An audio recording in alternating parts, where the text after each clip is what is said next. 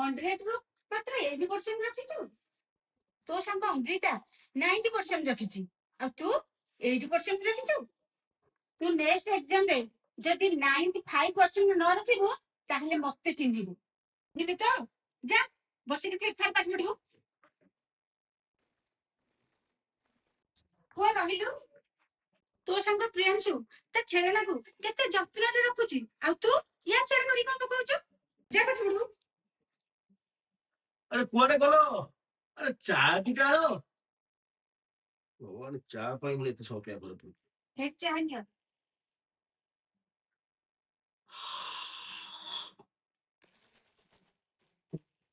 ଆରେ ଇଏ କେତେ ବେକାରିଆ ଚା। ଆରେ ଏମିତି ଚା କିଏ କରନ୍ତି? ଆଚ୍ଛା ମତେ ଗୋଟେ କଥା କହିଲ, ଆରେ ତମର କାମରେ କିଛି ଧ୍ୟାନ ଅଛି ନା ନାଇଁ? ଆରେ ଏମିତି ଚା କିଏ କିଏ ତିଆରି କରୁଛି ମତେ କହିଲ ଟିକେ। ମୁଁ ତ ସବୁବେଳେ ଭଲ କରିବାକୁ ଚାହୁଁଛି, ଆଉ ଯଦି ଯଦି ଦିନେ ଖରାପ ହେଇଗଲା ତମେ ମତେ କଣ ଏମିତି କହିବ?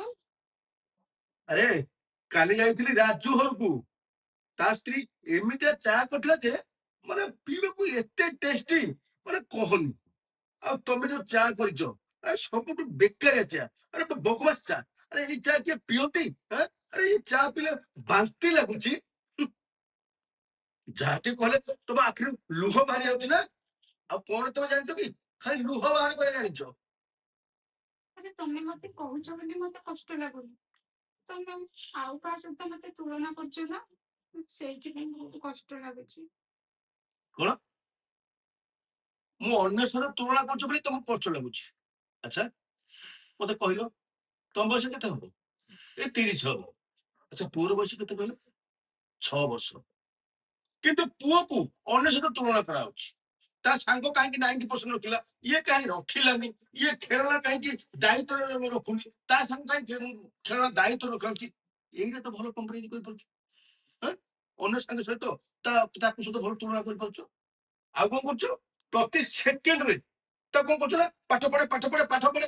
ସତେ ଯେମିତି ସେ ଆଇଏସ କି ଓଏସ ସାଙ୍ଗେ ସାଙ୍ଗେ ପରୀକ୍ଷା ଦବ।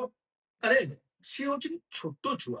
ଆରେ ଏଇ ବୟସ ସେ ଖେଳ କୁଦ ବୁଲ ଏଇସବୁ କରିବା କଥା, କିନ୍ତୁ ତମେ ତାକୁ କରୁଛ ପାଠ ପଢ ଯୋଉ ପ୍ରେସର ଦଉଛ, ସେ କଣ ହବ? ତା ମେଣ୍ଟାଲ ହାରାସମେଣ୍ଟ ହବ। ସେ ଯୋଉ ବୟସରେ ଖେଳିବା କଥା ତମେ ତାକୁ ସେଇ ବୟସରେ ପାଠ ପଢିବା କଥା କହୁଛ। ଆରେ ମୁଁ ମନା କରୁନି ପାଠ ପଢିବାକୁ, ସେ ଯେତିକି ଦରକାର ସେତିକି କୁହ।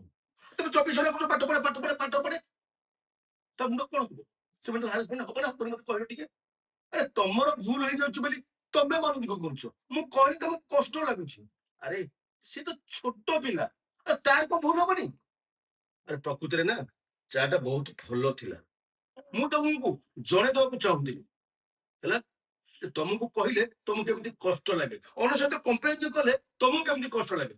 ଆରେ ସେ ଛୋଟ ପିଲା, ତମେ ତାକୁ ଏମିତି ଅନ୍ୟ ସହିତ ତୁଳନା କରିବ, ତାହେଲେ ତାକୁ କେତେ କଷ୍ଟ ଲାଗୁଥିବ କହିଲ? ମୁଁ ତମକୁ କହିଦେଲି ତମକୁ କଷ୍ଟ ଲାଗିଲା ଟି? ଅନ୍ୟ ସହିତ କମ୍ପାରିଜନ କରିବି ତମକୁ କଷ୍ଟ ଲାଗିଲା ଟି? ତାକୁ କଷ୍ଟ ଲାଗୁନଥିବ।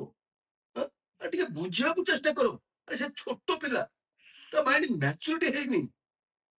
ତମେ ତାକୁ ଏମିତି ଯଦି ପ୍ରେସର ଦବ ତାହେଲେ ତା ଅବସ୍ଥା କଣ ହବ କହିଲ?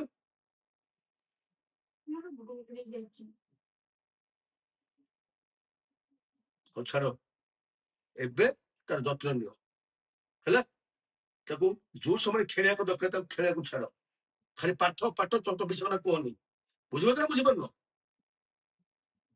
ଅନ୍ୟ ସହିତ ତୁଳନା କରିବା ଛାଡି ଦିଅ।